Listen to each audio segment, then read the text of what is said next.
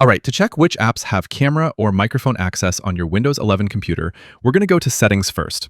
I'll click the Start menu and go to Settings. Or you can hold down the Windows key and press I on your keyboard. That will also open Settings. Once you're in Settings, go to Privacy and Security on the left side. Then scroll down to either Camera or Microphone. I'll check Camera first, and you'll see on the very top there's a master toggle for camera access that allows you to turn camera access on or off system-wide.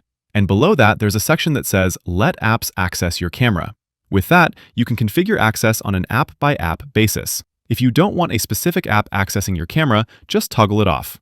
The ones that need camera access, leave them on. Pretty self-explanatory, right? For microphone access, it's the same exact setup, same master switch or app-by-app toggles below it.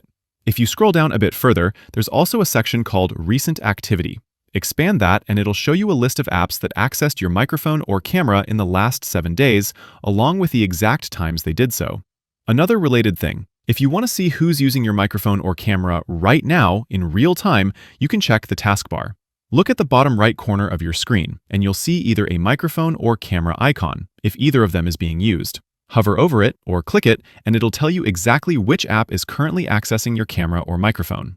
Also, just a reminder, a lot of modern laptops now have a physical LED light built in next to the webcam, which turns on whenever the camera sensor is actively receiving power. So if that light's on, that's usually a solid indicator that some app on your computer is actively using it. Anyways, that's all I got. Click that like button if this video helped, and subscribe for more quick guides like this. Thanks all, till next time.